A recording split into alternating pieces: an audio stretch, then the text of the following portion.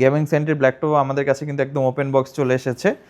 আর এই প্রোডাক্টগুলা আমি যদি আপনাদেরকে দেখাই, মানে এমনি তো দেখার কিছু নাই, এগুলো একদম ব্র্যান্ড নিউ প্রোডাক্টই, বাট আমি তারপরে একটু দেখিয়ে দিচ্ছি ফর কনফার্মেশন। আমরা যেটা বলি এইচপি ভিক্টাস, এটা হচ্ছে এইচপি ভিক্টাস 16 এবং এটাতে ইউজ করা হয়েছে Ryzen 5-এর processor.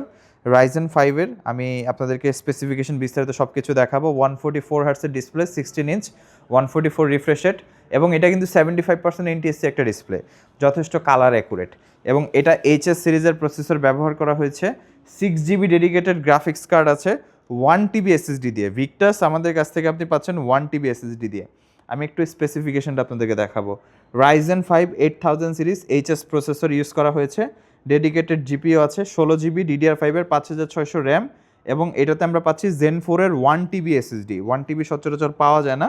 Wifi 6E support আছে, ডেডিকেটেড এনপিইউ চিপ আছে এটাতে, জিপিও আছে 3056 GB জিপিও এটাতে ব্যবহার করা হয়েছে, এবং এটার যে ডিসপ্লেটা 16 ইঞ্চ, আপনি 15 ইঞ্চ ভিক্টাস অ্যাভেলেবেল পাবেন, বাট 16 ইঞ্চ ভিক্টাসটা কিন্তু একটু রেয়ার। তো এটা হচ্ছে 16 ইঞ্চ ভিক্টাস, আপনি পাচ্ছেন আমাদের কাছে 6 GB ডেডিকেটেড সহ, 144 হার্স রিফ্রেশ রেট দিয়ে, একদম close to brand new product.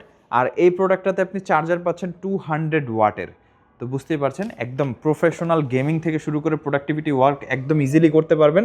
প্রাইসটা হচ্ছে 1,20,000 টাকা আস্কিং প্রাইস, আসলে অবশ্যই অনার থাকবে। আর প্রোডাক্টের কন্ডিশনটা দেখে আপনারা বুঝতে পারছেন যেগুলো কিন্তু ইউজ প্রোডাক্ট না। আমরা ভিক্টাস বেশ কয়েকটা চেক করেছি, কিছু কিছু প্রোডাক্ট 8বার চার্জ করা, কিছু কিছু প্রোডাক্ট 4বার চার্জ করা, কিছু কিছু প্রোডাক্ট হয়তো একটু বেশি হতে পারে, কিন্তু এই প্রোডাক্টগুলো জাস্ট আমরা চেকিং করেছি, দ্যাটস ইট।